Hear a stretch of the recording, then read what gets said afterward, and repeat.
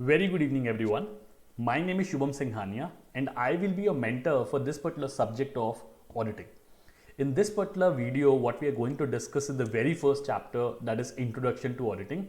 And this is a very important subject if you want to understand the other chapters. So, this chapter is going to be very, very important. So, let's begin. The very first thing that we need to understand is what is the meaning of auditing, because without understanding what is auditing we cannot understand the other important elements. So सबसे पहले हम auditing के मतलब को समझेंगे. So let us understand what is the basic definition. Simple form में होता क्या है auditing. Auditing is a systematic examination of the books of accounts and the vouchers of the business by an independent entity to express his opinion. So इस particular definition के अंदर तीन important parts हैं, तीन important keywords हैं which we do not have to miss.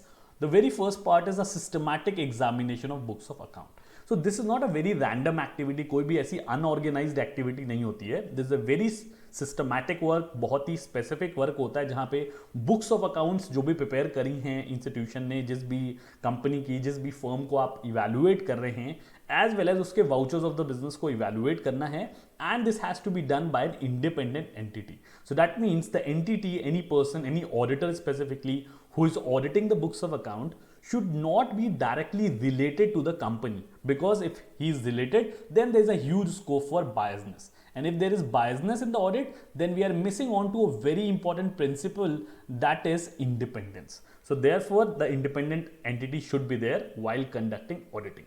Now let me just give you an example which you will be able to relate. So in a lot of schools, काफ़ी सारे schools में एक activity क्या होती है कि जैसे ही हाफ ईयरली एग्जाम्स कंडक्ट होते हैं, the principal use to ask for the subject copies. आपकी सब्जेक्ट की कॉपीज मांग ली जाती थी, and this was not an investigation. ऐसा कुछ नहीं था दैट द प्रिंसिपल बिलीव कि टीचर ने अच्छे से पढ़ाया नहीं है या फिर स्टूडेंट्स ने अच्छे से पढ़ा नहीं है. It was just meant to see that whether everything is going properly और नॉट, प्रॉपरली सिलेबस कवर किया जा रहा है कि नहीं, प्रॉपरली आपको आंसर्स राइटिंग सिखाई जा रही है कि नहीं. So this is just a systematic examination of books of account, ताकि उसको देख के पता चल सके that everything is in place, whether it be the calculation, whether it be the arithmetical accuracy, and ये सारी चीजें properly होती हैं तो auditor अपना opinion दे देता है that whatever is his belief based on the audit being conducted.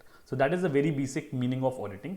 Now the second question जो आपके दिमाग में आ रहा होगा कि audit करना जरूरी क्यों है, या what is the purpose of conducting this audit. Now before I formally go and tell you that the basic purpose is to satisfy that whether the balance sheet, the very first element, सबसे पहले balance sheet important है because वो financial position बताती है किसी भी company की, and second the profit and loss account, जो income statement है, profit and loss account जो prepare किया है, क्या ये दोनों statement जो हैं, दोनों elements जो हैं, do they represent a true and fair view or not. सो ये तो एक फॉर्मल डेफिनेशन हो गई about the very important purpose of conducting audit, but उससे भी इंपॉर्टेंट चीज ये है that since there is an important element that exist, that is separation of ownership and management.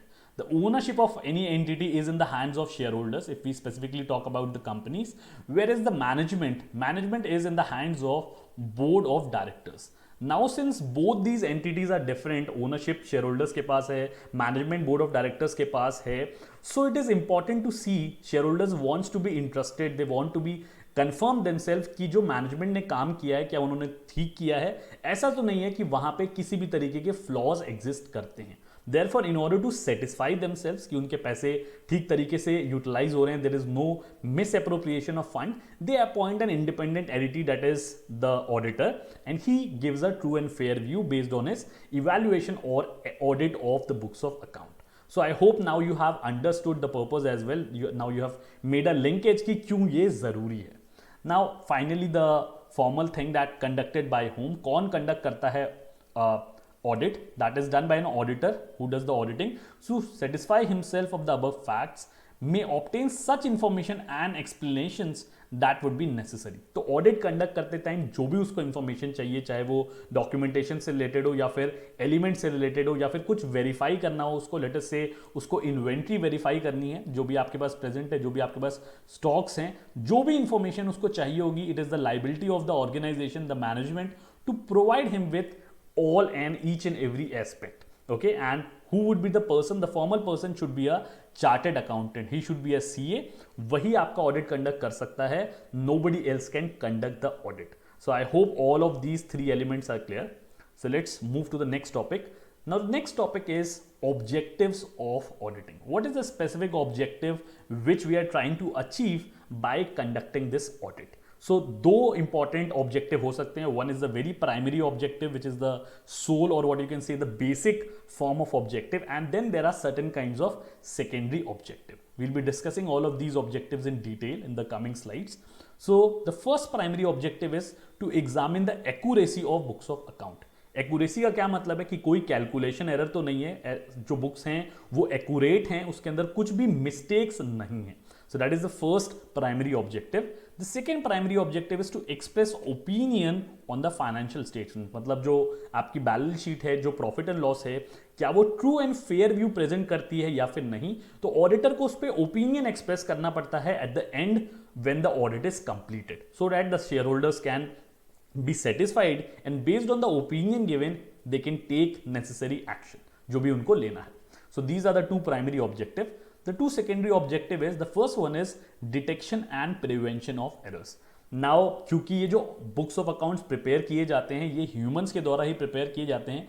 दो we have been using a lot of software these days, Tally software, SAP कह लीजिए, बहुत सारे अकाउंटिंग सॉफ्टवेयर यूज किए जाते हैं. But again there are chances कि कोई ना कोई मिस्टेक हो गई हो, कुछ एरर्स हो गए हों. So the secondary object is to detect and prevention of errors. तो अगर आपको कुछ एरर्स आइडेंटिफाई हो जाते हैं, whether it be error of omission, error of commission, all of these different kinds of errors we'll be discussing very soon. So that is the secondary objective कि उनको आप identify करें and you try to rectify them, ताकि and साथ साथ suggestions भी दें. The auditor can also give remedies कि कैसे उनको reduce किया जा सकता है future में. The second secondary objective is detection and prevention of fraud. Now this is a very serious objective here and therefore I want to make it very clear at this particular point कि जब कोई इंसान, जब कोई auditor audit start करता है, he does not presume, उसके दिमाग में पहले से ऐसा कोई प्रिजम्पशन नहीं रहता है that there is some kind of issue and the fraud exist. So therefore there is a famous saying that an auditor has to be a watchdog and not a bloodhound. तो वो पहले से नहीं believe कर सकता है कि fraud exist करता है and therefore it is not necessary कि वो डिटेल इन्वेस्टिगेशन करे किसी स्पेसिफिक एलिमेंट पे, बीट एसेट्स, बीट स्टॉक्स और anything.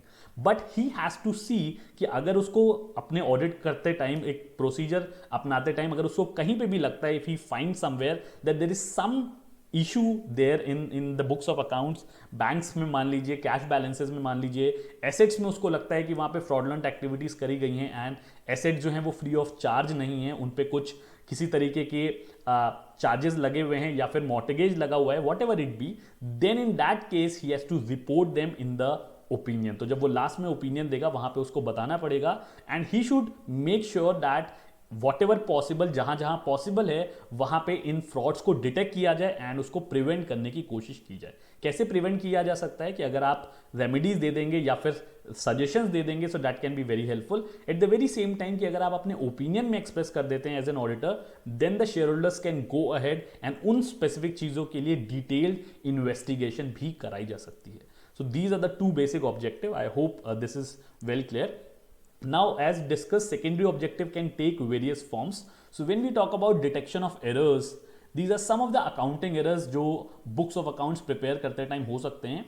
Error of omission, error of commission, error of principle, जहाँ पे revenue या फिर capital expenditure के जो principles हैं उनको ठीक से identify नहीं किया गया. Compensating error, error of duplication, दो बार एंट्री कर दी गई है. We are going to discuss all of these errors in detail with examples.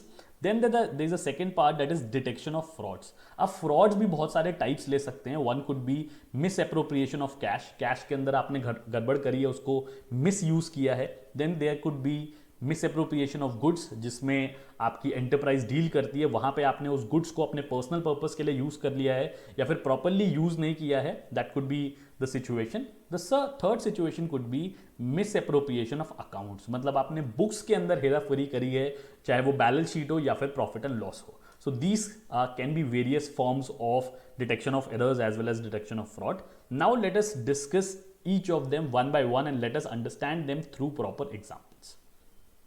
So the very first omission, very first error that is being committed is error of omission. That means there is some kind of a transaction, कोई एक ऐसा transaction था which was not recorded in the books of account, मतलब वो skip हो गया गलती से, वो रिकॉर्ड करना ही भूल गए. सो let us say that you go for purchases from a person, let us say Ram limited एक एंटिटी बना लेते हैं. तो the entry should have been purchases to Ram account. तो ये हमारी एंट्री होनी चाहिए थी. राम एक हमारा क्रेडिटर है जिससे हमने सामान खरीदा है, तो इसको हमें बाद में पैसे देने होंगे. So this should have been the entry, but all together if we skip this entry then we are doing this particular error known as error of omission, and specifically this would be complete omission because पूरा का पूरा transaction जो है वो skip हो गया है. Where as अगर हम परचेज बुक में एंट्री कर देते हैं, परचेजेस की एंट्री कर देते हैं, बट राम के अकाउंट में अगर एंट्री करना भूल जाते हैं, then it would be an error of partial omission, मतलब पार्शियली हमने सही किया है और वाइस वर्सा राम के अकाउंट में एंट्री कर दी है बट परचेजेस अकाउंट में एंट्री नहीं करी है, then it would be known as error of partial omission. So this is the very first error and it is very very important. You will have to have some kind of example so that when you are writing your answers, आपकी जो answers की quality है वो और भी अच्छी आए. So do give examples wherever possible. The next error which is very pertinent is error of commission. So please don't get confused between error of omission as well as error of commission. Error of commission is a type of error where जो भी book keeper है या फिर जो भी accountant है जब वो entry कर रहा है, so there can be two kinds of error. One is wrong amount in the correct account. So if you take the same entry that we have taken it in the previous example, that is purchases to Ram, अगर हम इस entry के बारे में बात करें, that is the purchases being taking place. So the first error could be that the enters wrong amount in the correct account. तो account तो बिल्कुल सही है, मतलब परचेजेस में भी एंट्री हुई है, राम में भी एंट्री हुई है, बट 5,000 की परचेजेस करी गई थी जबकि जो एंट्री कर दी गई है उसमें गलत अमाउंट डाल दिया गया है, उसके अंदर 50,000 रुपए की एंट्री कर दी गई है. So this could be the first type of a mistake जिसको हम error of commission कहेंगे, where the account is correct whereas the amount is incorrect. So that could be the first kind of a error of commission. Or the second element could be correct amount in the wrong account. तो amount तो बिल्कुल सही डाला था, but क्या हो सकता है कि राम की जगह जो एंट्री डाल दी गई राम के अकाउंट में डालनी थी वो श्याम के अकाउंट में डाल दी गई है.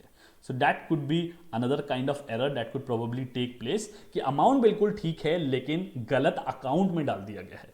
So both the kinds of errors would be known as error of commission. I hope this is clear and this can also take various forms. So तीन तरीके की situation हो सकती है यहाँ पे that we have to understand. One is the error of recording. Now let us understand what is this error of recording first. The error arises when any transaction is incorrectly recorded in the books of original entry. मतलब original entry की book कौन सी है? I hope you remember, you have studied in accounts, that is journal.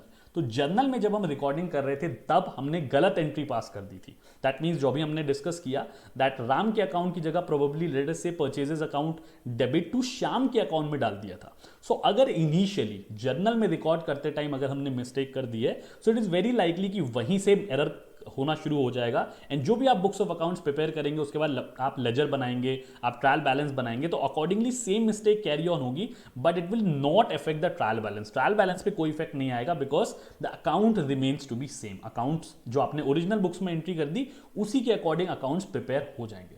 So this could be the first kind of error that could take place in error of omission. Second is error of posting. तो यहां पे क्या हो रहा है कि initially तो आपने ट्रांजैक्शन बिल्कुल ठीक रिकॉर्ड किया है, मतलब जर्नल में आपने बिल्कुल ठीक एंट्री मारी थी, that is purchases to Ram. ये एंट्री आपने बिल्कुल ठीक मारी थी जो आपने जर्नल में रिकॉर्ड करी थी, but while you were transferring it to ledger, जब आप इस अमाउंट को यहां से उठा के लेजर में ट्रांसफर कर रहे थे उस टाइम पे आपने गलती कर दी या फिर आपने गलत अकाउंट में डाल दिया, same type of a mistake, और it could be wrong amount. तो दोनों गलती हो सकती है पोस्टिंग करते टाइम, गलत अमाउंट भी डाल सकते हैं एंड गलत अकाउंट पे भी डाल सकते हैं. So both the kind of errors would be become part of error of commission only. The third form that could be taken place here is error of carry forward. I hope you remember carry forward की जब भी हम books of accounts बनाते थे तो जो भी last में टोटल आता था हम उसको कैरी फॉरवर्ड करते थे, या फिर मंथ वाइज जब आप बना रहे होते थे तो एक मंथ कंप्लीट हो जाता था. लेट अस से आप सेल्स बुक बना रहे हैं, सेल्स बुक के अंदर एंट्री कर रहे हैं, तो एक बार जब उसका टोटल कंप्लीट हो जाता था मंथ के एंड में, you use to carry it forward and you use to take it to the next page या फिर नेक्स्ट मंथ में कैरी फॉरवर्ड कर देते थे. तो उस टाइम पे करते समय जब आप एक पेज से दूसरी पेज पे ले जा रहे हैं या फिर एक मंथ से दूसरे मंथ में ले जा रहे हैं, उस टाइम पे लेटेस्ट से कि जो टोटल आया था सेल्स का that came out to be 50,000 rupees, but जब आपने ट्रांसफर किया तो थोड़ा सा आपका आपका ध्यान हट गया और उस टाइम पे 50,000 की जगह आपने 5,000 रुपए ट्रांसफर कर दी या फिर एंट्री करते टाइम गलती कर दी. So this is known as error of carry forward and this is also a form of error of commission. So probably आपको error of commission पहले समझना है and then you have to explain the various forms that can take place in this particular error of commission. So I hope it is clear. I am taking the example ताकि आपको और अच्छे से clear हो. Let us move ahead and have a look what are the other errors. The very third error is error of principle. Principle का क्या मतलब है that when we record transactions in the books of account तो हमें कुछ basic principles, कुछ concepts and कुछ conventions follow करने होते हैं. जैसे अगर रेवेन्यू एक्सपेंडिचर है तो रेवेन्यू एक्सपेंडिचर के हिसाब से एंट्री होगी. कैपिटल एक्सपेंडिचर है जो एसेट्स फॉर्म में है, जो हम एसेट्स लेते हैं जो एक साल से ज़्यादा टाइम तक यूटिलाइज होते हैं, तो हमें कैपिटल एक्सपेंडिचर के हिसाब से एंट्री करनी होगी. So when we make mistake in the identification of these principles or we are not following these principles, then it is said that we have done a mistake, we have done an error, that is error of principle. एक example से समझते हैं. repairs to office building. Now since repair is taking place, so this is a kind of a revenue expenditure. तो entry क्या होनी चाहिए थी? We should have debited the repairs account.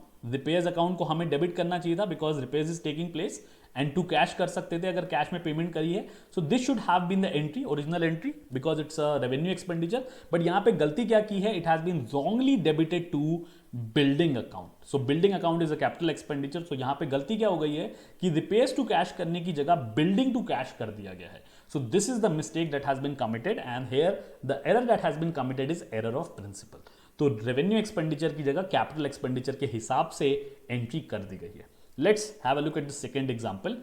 Installation expenses of machinery that was rupees 3,000 instead of debiting it to machinery account. Now अगर आपको accounting ठीक से याद हो तो जो भी इंस्टॉलेशन एक्सपेंसेस होते हैं, पूरी वो सारे एक्सपेंसेस जो पूरे मशीनरी को एग्जिस्टेंस में लाते हैं, वर्किंग पोजीशन में लाते हैं, उससे रिलेटेड जो भी एक्सपेंसेस होते हैं वो सारे के सारे मशीनरी अकाउंट में डेबिट होते हैं because this is a capital expenditure. तो यहां क्या गलती करी है? Just reverse, is wrongly debited to installation expenses account और उसको रेवेन्यू एक्सपेंडिचर की तरह ट्रीट कर दिया है.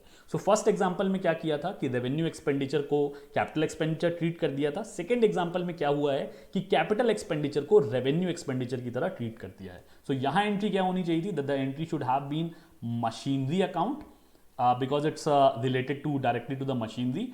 टू कैश में पेमेंट किया होगा तो कैश की एंट्री डाल सकते हैं यहाँ पे. बट यहाँ पे क्या कर दिया? इंस्टॉलेशन एक्सपेंसेस अकाउंट को डेबिट कर दिया गया है, that is a revenue expenditure. So इसी तरीके से बहुत जगह मिस्टेक्स हो सकती हैं. But wherever you see key error of principal हुआ है या फिर प्रिंसिपल की आइडेंटिफिकेशन में प्रॉब्लम हुई है, you should be well clear कि यहाँ पे किस टाइप का एरर हुआ है. I hope this is also clear. Let's move to the next error, that is a compensating error. Now this is a very important error because it technically neutralizes the effect on the mistake. मतलब क्या हो रहा है कि आप किसी तरीके का एरर कर रहे हैं कि पहले आपने कुछ एरर किया एंड देन आपने सेकंड 2 बार एरर किया. सो बेसिकली इस सिचुएशन में 2 बार एरर होगा एंड होगा क्या कि जो पहला एरर है सेकंड एरर उसको न्यूट्रलाइज कर देगा ताकि जो नेट इफेक्ट आएगा बैलेंसेस का वो निल हो जाएगा. Now this is a very serious error and इसको खोजना भी बहुत ही मुश्किल होता है बिकॉज कॉम्पेंसेट हो गया है. So it becomes difficult to identify कि कहां मिस्टेक हुई है. Let us take an example to understand. A's account which was to be debited by rupees 5,000.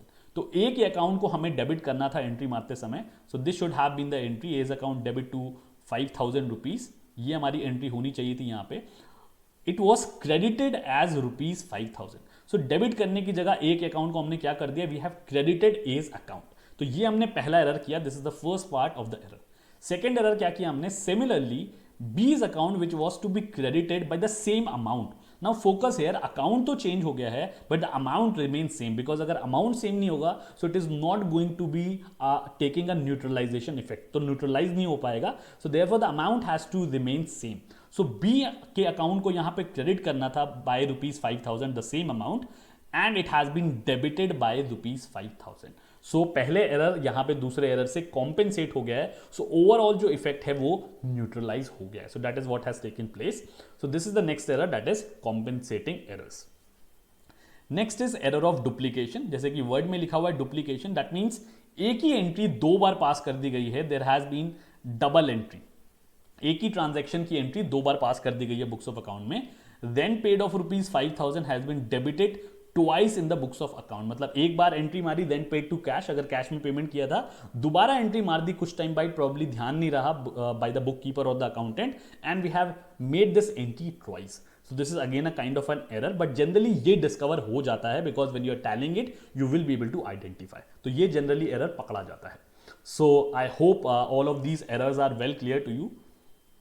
The next aspect is detection of fraud. तो ये हमारा एक secondary objective था कि किस तरीके से हम frauds detect कर सकते हैं, क्या ऐसी चीजें हैं जो हमें help करेंगी fraud को detect करने में. So the very first element is misappropriation of cash. कई बार आपने सुना होगा कि जो प्रोप्राइटर है या फिर जो ओनर है या फिर जो मैनेजमेंट पर्सन है जो हैंडल कर रहे हैं, चाहे वो कैशियर हो गया, they have miss appropriated cash. तो इसका क्या मतलब है कि जिस पर्पस के लिए, जिस ऑफिशियल पर्पस के लिए उसको कैश दिया गया था, उसके लिए यूटिलाइज नहीं हुआ है. It has been use for some other purpose which could be a fraudulent purpose, कुछ फ्रॉड करने के लिए, अपने पर्सनल गेन्स के लिए, या फिर उस कैश को अपने पर्सनल एक्सपेंडिचर के लिए यूज कर दिया गया. So let us say that I have made a payment for my own life insurance. This could be a very good example. अपने लाइफ इंश्योरेंस के लिए पेमेंट किया है या फिर अपनी फैमिली के में किसी के लाइफ इंश्योरेंस के लिए पेमेंट किया है, बट उसको शो कर दिया है कैश अकाउंट में, शो कर दिया, उसको कैश यूटिलाइज कर दिया, देन उसको शो कर दिया कि ये किसी तरीके का ऑफिस एक्सपेंस है या फिर बिजनेस का एक्सपेंस शो कर दिया उसको. So that could be a kind of cash expense, cash appropriation, sorry. But आपको ध्यान रखना है कि यहाँ पे कैश के साथ छेड़छाड़ की जा रही है. These could be some other example. Showing false purchases or expenses, showing fictitious payment. आजकल नकली बिल बनाना कोई मुश्किल काम नहीं है. आराम से आपने बिल जनरेट कर दिया एंड उसके बेसिस पे दिखा दिया कि आपने एक्सेस एक्सपेंसेस किए हैं या फिर पेमेंट करी है, एंड जो उसका कैश है वो आपने मिस एप्रोप्रिएट कर लिया, वो आपने अपने पास रख लिया या फिर अपने पर्सनल पर्पस के लिए निकाल लिया. कंसीलिंग सेल्स, सेल्स कम दिखा दिया आपने. Concealing cash receive from various sources. So आप देख रहे हैं कि इन सारे के सारे एग्जांपल्स में क्या हो रहा है कि कैश को मिस एप्रोप्रिएट किया जा रहा है ऑफिशियल या फिर मीनिंगफुल पर्पस के लिए, जो जिस पर्पस के लिए ऑफिशियली यूटिलाइज किया जाना चाहिए था उसके लिए नहीं किया जा रहा है. So that is the first aspect that could be discovered और detected by an auditor. Second element is misappropriation of goods.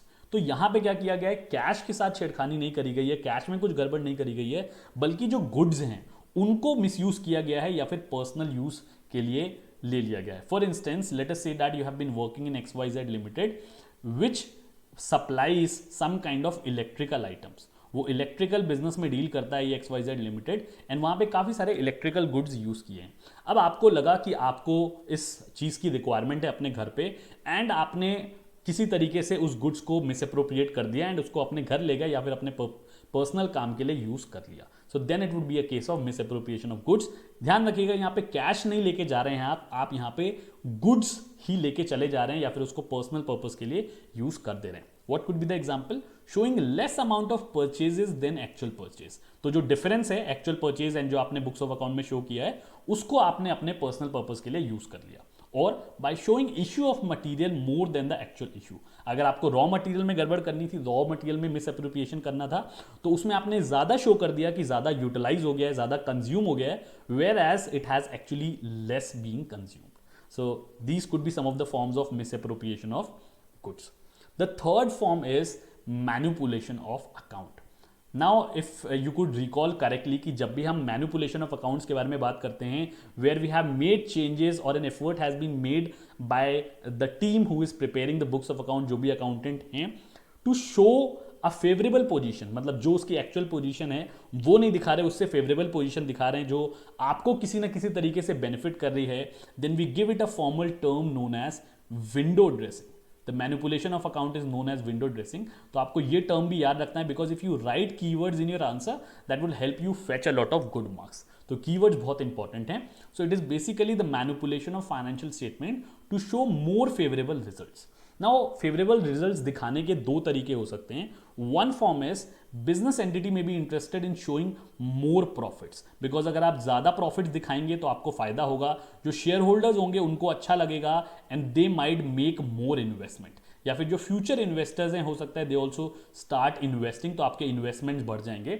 The second could be कि जो भी इंप्लॉयज हैं या फिर जो भी टॉप मैनेजमेंट है, इफ देयर सैलरी और their compensation is based on commission of profit, उनको कुछ कमीशन दिया जाता है based on profits, then there is a possibility कि आप प्रॉफिट्स को इन्फ्लेट करने की कोशिश करेंगे ताकि आपका जो कंपनसेशन है प्रॉफिट्स कमीशन के टर्म्स में सॉरी वो भी इनहैंस हो जाए. So that could be a situation.